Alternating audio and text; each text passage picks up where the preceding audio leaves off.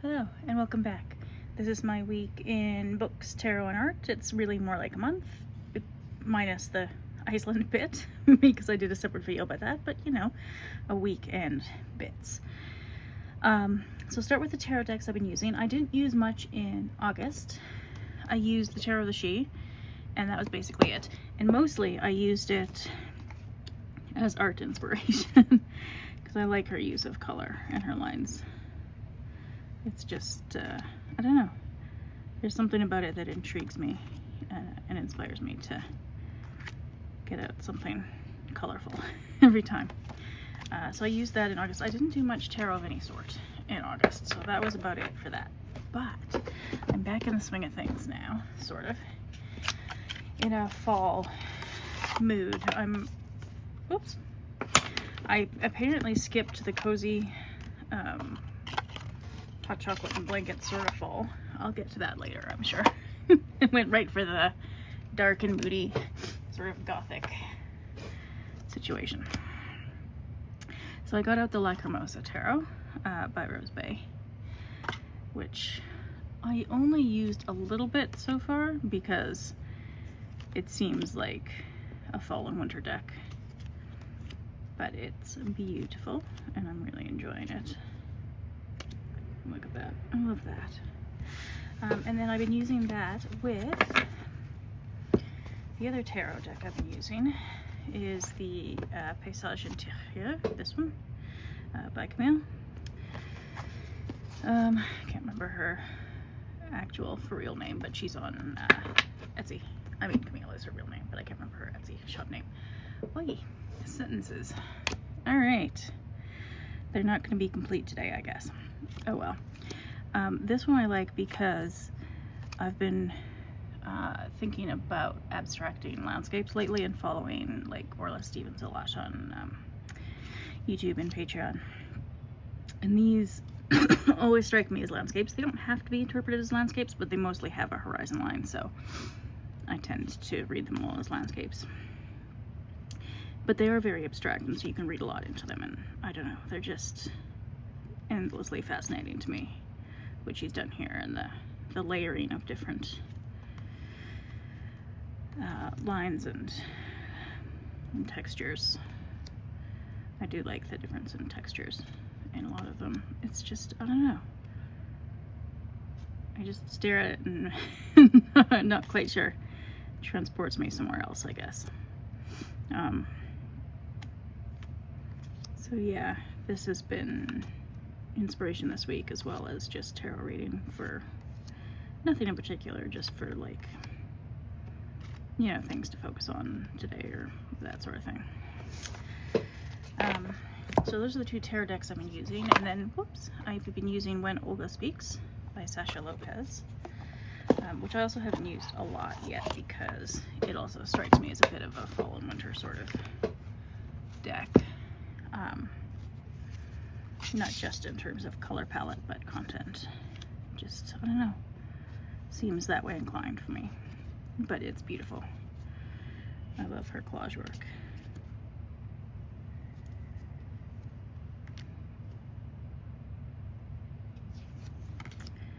And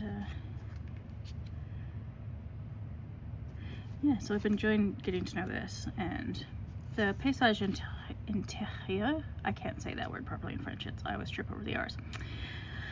That one I've had a little bit longer, but Lacrimosa and Olga I haven't had quite so long, so I'm still getting to know them. That's been fun. And then the Magical Botanical Oracle. This one I've been using with these as well, and it's, I don't know, it's a plant deck that kind of fits. I might, when it starts to get properly fall here, like the leaves have started turning in Alberta, but it's not all out fall yet. When it starts to get properly fall, I'll probably break out the deck that I made, the Prairie Herbalist one, for the winter edition. But for now, I was just using the Magical Botanical because it is quite witchy and quite fall. Like, look at this. I love that. I don't know, it works for me. So these are the decks I've been playing with this week. Probably keep them out next week, and I don't know, indefinitely at the moment. I don't really have a plan. The plan is no plan. And I just roll with whatever I feel like. So that's my tarot situation for the week. Okay, now, books on the week.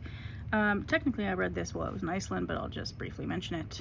I started reading, this is the first in a series of crime fiction books, and I loved it. It was so good. So I've ordered the next 3. One of them has come already, but it's not the second one. Go figure. So I'm waiting on the second one. And then I also, before I went to Iceland, I read The Cambridge Companion to Emily Dickinson, which was good fun. It dispels some of the myths about her life. It sort of places her in history and talks about the publication, which apparently was quite a battleground for some people, which sounds unpleasant. And then some themes in her work, and Emily Dickinson in the Gothic was quite interesting. I liked that one, and popular culture and class and other American women poets, because she's often depicted as like a soul, like lonely, sort of isolated person in the history of poetry, but she did have poets around her, poet peers, other women writing at the time, that sort of thing. So this sort of delves into that a little bit. And it was, I mean, I love these Cambridge Companion books. I'm a little bit obsessed with them at the moment. They're just so fascinating, and it's just a bunch of essays, so you can just read one at a time and then get into whatever sort of subject you want. And then those are the only 2 I've finished lately. I've been dipping in and out of, I'll start with this one, Drawing on the Right Side of the Brain, which I might not finish. I might just skim through part of it. It is falling apart. It's a library book. Whoops. Some of the left brain, right brain stuff is a little, I think, outdated. Like, it's in terms of, they now know you don't just use your right brain or your left brain during certain tasks. They work together all the time. So the science stuff is like, I'll skim over that and not credit it too terribly much. But some of this I might get into the actual drawing stuff a little bit more. I'm stuck in sort of more theoretical, which I might just, what is learning to draw? Yeah, the upside down drawing. I might skip to that exercise and try an upside down drawing. Actually, when I put this here, I'll do that, because I kind of got bored. So I'll skip ahead to that. It'll be more interesting, and I might just skim through some of these and do a few of the exercises and whatnot, but I don't know. And then I started reading Concise History of Modern Painting. This is very interesting. I mean, okay, to be fair, I'm only on chapter 2, so I haven't gotten very far into it, but so far it's very interesting. So that was the origins of modern art. Cézanne was a key figure. I've also got blue paint in my nail, so just ignore that. I'm on the breakthrough right now, and then we'll get into Cubism, which I'm very excited about. I love Cubism and Surrealism. And I don't know a lot about Dadaism, but I know Hannah Höch. So that'll be fun, and I do feel like I want to learn more about Picasso at some point. So I guess this will be the point. It's a bit of an old book. It was published in 68, this edition, 59 and 68. And it's a pre-owned copy, so it's got somebody else's highlighting and notes and things, which is fine. I don't mind that. It does have some color, like, 60s printing color plates, and then the rest are black and white. But they're just so many artists that I've never heard of. Like, everybody's heard of Picasso, even if they don't know much about him. Duchamp I've heard of. I think I've seen that one before, but I don't remember his name. So I just feel like there are so many artists I don't know very well, and I know most of the ones in here are going to be men. So I've got a library book on feminism in art, which is depressingly short, so I'll probably read that this week. And then art around the world and stuff, just to get more international, because this is obviously very going to be very European. But it looks pretty interesting. I got it at a used book sale a while back. And yeah, these are I assume some of the paintings they get referenced throughout. So yeah, that's pretty cool. So those are the books. And then, okay, doodles and things.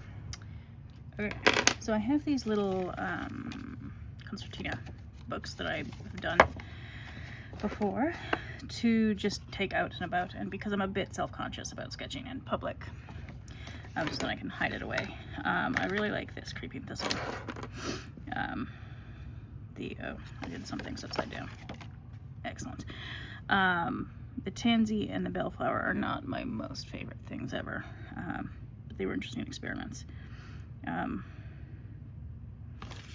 Yeah, I'll try the tansy again sometime because they're an interesting plant. A willow tree and some ducks and whatnot. So I take these. I think this one's done now, actually. I'll file it away somewhere and then get out a fresh one to take on walks. And then, oh, I forgot about a book I read. I read Broad Strokes by Bridget Quinn. I listened to it, the audiobook from the library, which is why I forgot about it. She goes through 15 artists, women artists who've been sort of overlooked by history. So it's super interesting. It's very easy to read. She's a very like personable sort of writer, so it's not like an academic art history book, but it's fascinating. I loved it. Would highly recommend. So that's Broad Strokes. And then I have this sketchbook, which I had done, I think I'd gotten up to here last time, yeah. So I don't know if I've shown these before, but I was doing some elk skulls, like timed sketches of elk skulls in different thicknesses of marker. So that was fun. And then I did, these are all from Iceland. So I can't remember if I had this one done the last time when I did my Iceland video, but these are the cliffs on the West Peninsula. I stuck in some maps and things so I could remember, so these are there. Creeping Time, that's not my favorite drawing. Chocolate and stuff. Crowberry, I do like this drawing. I also love that I found Crowberry on the first day. It was very exciting, and then got some crowberry jam, which is delicious. Highly recommend. A little bit like blueberry or Saskatoon or something. It's in that sort of genre of flavors. We saw a lot of all of these animals, especially the sheep. This is the farm that we stayed on. These I've got to look up sometime. This is not my favorite pencil sketch, but it's the bay. The first place we went to. This was the lighthouse in that bay, and not lighthouse, light beacon. It's cute. It looks like a little red tin cap. Lava Fields, that's not my favorite drawing. I might revisit that at some point. This was, I got oil pastels for the first time. Well, I'd had oil pastels in like my undergrad, but they were the Pentel ones, the really hard ones, and I didn't like them. So then I got these Light Wish, really soft, mushy pastels. And this was my first attempt at doing anything with them. So it looks a bit boring, but meh, whatever. This also a bit boring. This was my second attempt at doodles with those oil pastels. And then I went back to the pen because I was more comfortable with that for more complicated things like the waterfalls and the clover. Actually kind of like this clover. I wasn't sure if I'd like it or not because it was a very complicated photograph that I simplified, but yeah, I quite like that flower, and then some of these leaves and stuff I like. So yeah, that's that. Oh yeah, there's some bilberry.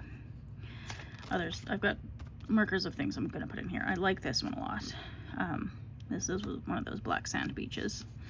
I think this was on the Western Peninsula, not the South Coast. This is one of the gorges. I was just trying to be loose and felt like scribbling with a graphite crayon. Same with this little church. That's the famous little black church. They've got a few of those. One of the waterfall pictures. Bearberry, I'll sketch that at some point.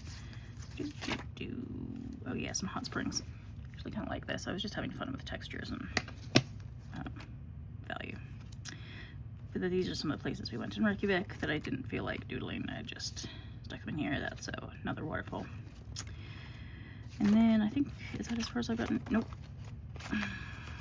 Some cliffs. These are those basalt cliffs where everything's in these straight vertical columns from the lava rocks, which is really weird to learn about, but very cool. This, I I thought was darker than it was, and then I took a picture of it and realized it was lighter than I meant it to be, so I might revisit it at some point. These are the animals that we didn't see that apparently are still there. Oh yeah, that was just doodling. So that's that sketchbook.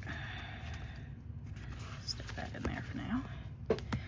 And then I got some oil pastels. So I've had this sketchbook since about 2004 and never used it for anything.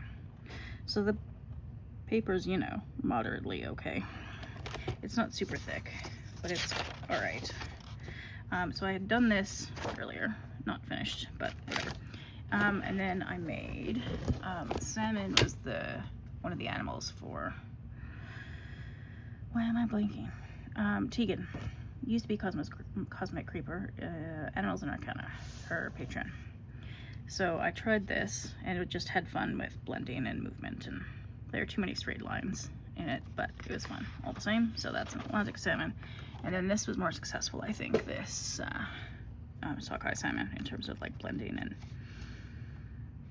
I don't know, maybe less movement, more blending. I don't know. I'm just experimenting with it. That was terrible. Oil pastels. This is a self-portrait of after I woke up from a nightmare and sort of felt like a walking zombie for a while. It's funny because like it's a red and purple self-portrait, but the first thing I notice is the chin is too pointy. Every time I look at it, that's the first thing I notice in a red and purple self-portrait. This is just experiments with making different kinds of marks and stuff. This was a therapeutic exercise that I did one day because there was a time in, oh, it must have been like kindergarten or grade 1 or early elementary school days, when I had done something like this with pencil crayons, or crayons, I can't remember, on a coloring book page.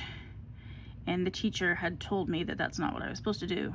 I was supposed to color in the photo, and she took it and crumbled it up and threw it in the garbage. And I don't know why that stuck with me for 35 years, but it has.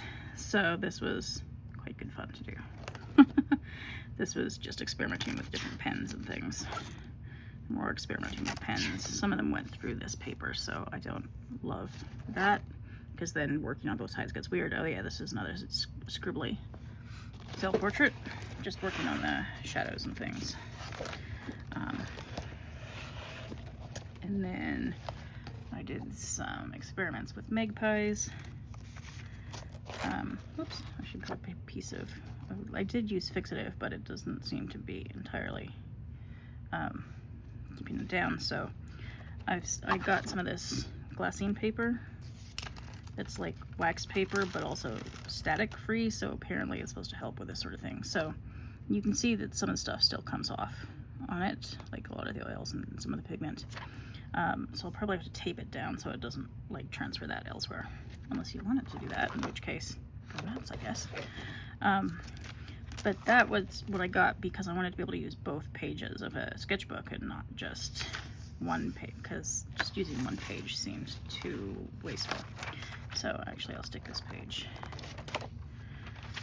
back over here so it stops doing that. I'll tape it down later. This is a slightly scary self-portrait, whoops, but it was interesting. I got a mirror that I could put in front of me so I didn't have to work from photos, and then I just did light and shadow, so it's just a value study, but I didn't feel like using black and white, so I used purple and yellow, but the purple makes the yellow look sort of greenish. I can't really show you the whole thing in the camera, but there. So it looks a bit horror movie-ish, but I really like some of the shading and some of the textures and contours and things, so that was fun. And then this is me trying to abstract the prairie landscape late summer. This is from, I think, about this time last year out on the prairies. I took a photograph and used this, and it was also a bit of an experiment in letting the oil pastels cure a bit so they're not quite so mushy, and then coming back in with more white, because the white blends so easily with the dark. Like, this is not a pale blue, this is just the white and that blue mixed together. So yeah, what else? Oh, and I did these magpies already. Oops, I'm upside down and backwards. And then because I didn't want to waste anything. Oh, here's one more tiny little. This was just a blending of different blues and greens experiment. And then experimenting with how many layers of fixative and varnish you'd need to really set something with this kind of texture, which is quite a lot. But I've started using this book to just use up the leftover paint on either my fingers or my brushes or when I'm cleaning, because oil pastels get really dirty and mixed with other colors really easily. So when I'm cleaning off bits of an oil pastel, I'll just get that down on there and then mix it all together. Now that's old paint, so old. And then I did some doodling, blind contour drawing that's hilariously bad. I've practiced that a bit more, I guess. Yeah, I did some figure sketching. I've never really drawn figures before, but I was trying to draw tennis players because they're fun and move around a lot and get into all sorts of weird positions that just are like, how do you even? So that was Djokovic and Alcaraz during their match. Oops, sorry, got a bit shadowy here apparently. That was fun. I'll do a little more experimenting with that because I'm not very good at drawing people, but I will practice. Yeah, I think that's my video for the week. That sort of sums up how my week went in all the fun things, not at all the boring, stressful life things, which is why the oil pastels came out so much, because you can really get, they're a sort of tactile medium, and you can really get in there and mush them around and push them into the paper and take out your frustrations that way, which I found very helpful this week. Yeah, so that's that for the week. Thank you for watching, and I'll see you next time.